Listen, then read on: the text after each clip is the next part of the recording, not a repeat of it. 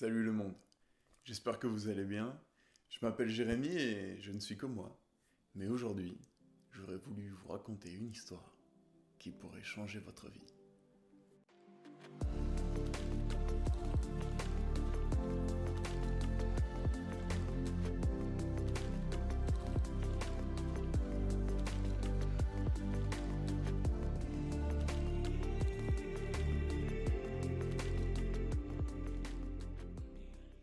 Avant de commencer à vous raconter l'histoire, je voudrais vous expliquer déjà pourquoi une histoire. Eh bien, je trouve que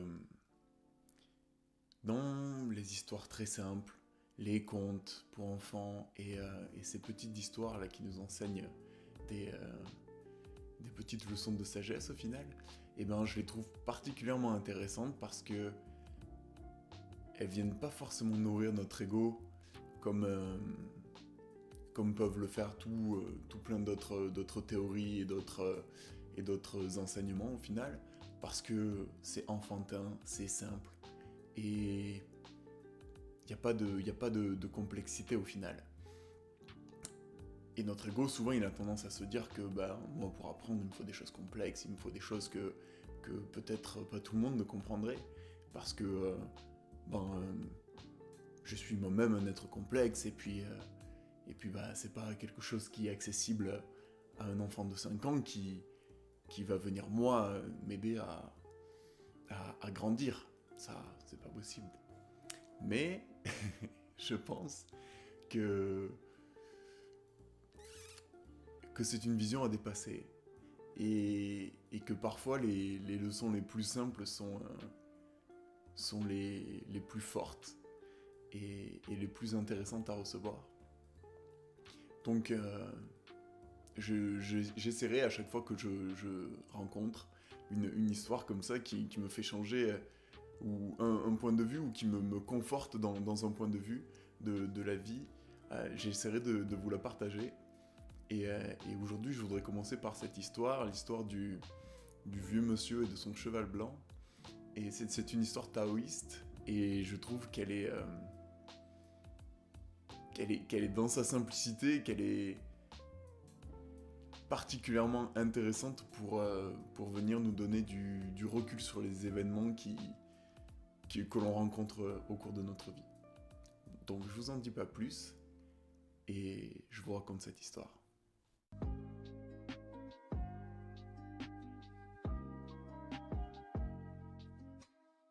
Cette histoire, en tout cas telle que je m'en souviens, nous parle d'un vieil homme. Ce vieil homme, il travaille au champ avec un cheval. Mais un beau jour, son vieil ami le cheval vient à mourir. Et c'est le riche marchand du village qui, en croisant l'homme le soir venu, lui dit: Ah, mon vieil ami, quelle tristesse de te voir sans cheval. Comment vas-tu faire maintenant pour travailler au champ? C'est vraiment dramatique. Tu es non seulement pauvre, mais maintenant sans cheval. Tu es probablement le plus malheureux des hommes. Et le vieil homme de répondre, appuyé sur son bâton: Oh, tu sais, moi, tout ce que je sais, c'est qu'aujourd'hui mon cheval est mort. Le lendemain, passe par là le riche prince du comté. Et en passant près du champ du vieil homme, il voit ce vieil homme qui travaille la terre sans aucun animal pour l'aider. Le prince s'approche donc et l'interpelle. Le vieil homme lui raconte l'histoire de la mort de son cheval. Et dans sa grande mansuétude, le prince lui dit: Eh bien, voilà, c'est mon beau cheval blanc et je te le donne. Le marchand, qui, comme tous les soirs, en rentrant chez lui, passe devant le champ du vieil homme, apprend l'histoire et lui dit: Mais mon vieil ami, c'est fou. Hier, je te pensais le plus malheureux homme de cette terre, mais finalement tu es peut-être le plus chanceux. Ce cheval vaut certainement une fortune. C'est incroyable. Et le vieil homme de répondre, appuyé sur son bâton: Tu sais, moi, tout ce que je sais, c'est qu'aujourd'hui, j'ai gagné un très beau cheval blanc. Le lendemain, le cheval blanc s'est échappé. Et le soir venu, le marchand passe. Et, cette fois-ci, catastrophe. Le marchand est désolé, mais c'est pas possible. Toi qui hier encore étais le plus chanceux de cette terre avec ton cheval de prince, te voilà à nouveau aujourd'hui bien dépourvu. Et le vieil homme de répondre. Oh, tu sais, moi, tout ce que je sais, c'est que... Oui, hier, j'avais un beau cheval blanc, mais aujourd'hui, tout ce que je sais, c'est qu'il s'est enfui. La nuit passe. 2 nuits passent. Et après 3 jours, le cheval revient avec 10 chevaux sauvages. Incroyable.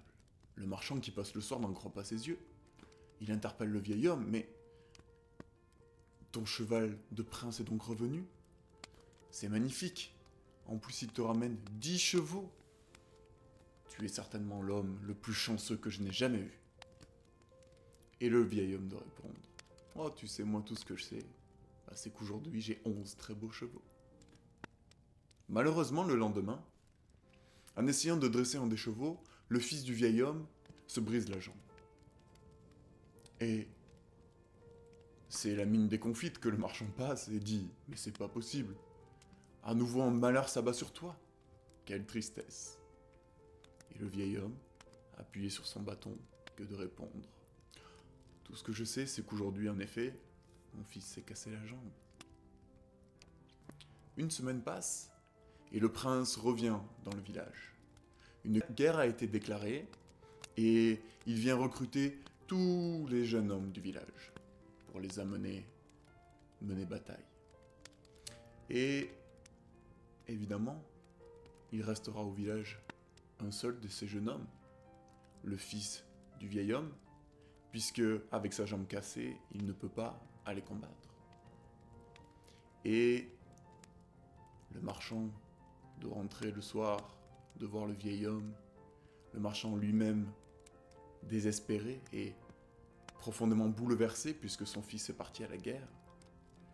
Il interpelle le vieil homme et lui dit « Eh bien mon vieil ami, tu es certainement le plus chanceux des hommes de cette terre, parce que ton fils est encore avec toi aujourd'hui. » Et à nouveau, le vieil homme appuyé sur son bâton lui répond « Tu sais moi, tout ce que je sais, c'est qu'aujourd'hui, mon fils est encore à mes côtés. »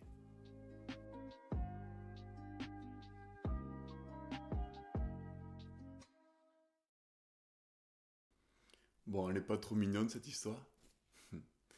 Bon, je vais pas m'attarder, je crois, beaucoup sur les conclusions, ça me semble à peu près évident ce qu'elle nous enseigne. De toute évidence, on ne sait jamais si un événement est positif ou négatif. Dans l'absolu, dans le présent, on peut ressentir soit si il est agréable ou s'il est désagréable. Mais pour autant, on ne sait jamais ce qui va en ressortir de cet événement. Et garder ça en tête, je pense que ça nous permet vraiment d'accéder à deux choses. C'est-à-dire que face à un événement positif, ça nous permet de plus en profiter parce qu'on sait que potentiellement ça va changer. Et face à un événement qui est plus dur à vivre, et ben de garder en tête que au final on ne sait jamais ce qui va en ressortir. Et que si sur le moment il est évident que je suis troublé, bouleversé, tourmenté, en colère ou je ne sais quoi, il n'empêche que si on garde dans un coin de la tête la sagesse du vieil homme, eh bien ça nous laisse une petite lumière, une petite étincelle qui nous dit ouais mais là c'est la merde, là c'est galère là tout de suite. Mais vraiment, on ne sait jamais ce qui va en découler de cet événement. Et en fait, je trouve ça fort, je trouve ça simple cette histoire et je la trouve forte. La première fois que j'ai entendu, ça a tilté quoi, ça a fait mais oui. Et bien sûr, on, on analyse tout, on suranalyse, on se crée nos drames, mais au final, on sait que dalle. On sait pas ce qui va se produire demain, et on ne connaît pas les conséquences de ce qui se présente à nous. On n'en sait rien. Et ah ouais, je trouve ça simplement simple et fort. Donc je voulais vous la partager. Et j'espère que ça résonnera pour certains d'entre vous, en tout cas. Et pour moi, cette histoire, elle fait notamment écho aux témoignages qu'on peut avoir de personnes qui vivent des drames dans leur vie et qui, après avoir vécu ces drames, au final, changent leur vie de tout au tout. Et en analysant cela quelques années plus tard, en fait, ils se rendent compte que cet élément catastrophique dans ma vie, ça a été le déclencheur et ça n'a amené derrière que du positif. Et après la tourmente, après la tempête, ça illumine le reste. Alors évidemment, quand on est au cœur de la tempête, c'est horrible, c'est extrêmement dur. Et on a peut-être du mal à imaginer que tout ça, ça va amener quelque chose de positif. Mais il n'empêche que ça peut être le cas. J'ai en tête le témoignage d'un jeune gars qui était aux attentats du Bataclan et qui avait vécu ça, et qui forcément après avoir fait un process de deuil et après avoir travaillé notamment avec des psychologues, etc. Donc c'est pas fait en claquant des doigts, mais maintenant, il arrive à conscientiser le fait que cet événement-là, ça a été un tournant dans sa vie. Et il a fait un virage, et là où, dans sa vie, il avait un peu une vie dissolue à base de fêtes et d'alcool et autres substances, il était passé à quelque chose de beaucoup plus beaucoup plus équilibré dans sa vie, de beaucoup plus sain. Il était mieux dans son corps, il était mieux dans sa tête, etc. Et l'élément déclencheur, c'était du coup cet élément hyper traumatisant, forcément, des attentats. Donc voilà, pour moi, l'histoire du vieil homme, elle fait écho à ce genre de témoignage. Et bien voilà pour l'histoire du vieil homme et de son cheval blanc et de l'enseignement qu'elle nous apporte. Moi, je la trouve super précieuse et vraiment je l'ai en tête dans mon quotidien, cette histoire. Donc, j'espère qu'elle vous aura plu, j'espère qu'elle vous aura apporté quelque chose et qu'elle aura résonné aussi fort en vous qu'elle a résonné en moi, ce petit conte. Et j'espère que grâce au vieil homme, on aura fait ensemble un pas de plus sur la voie du flow.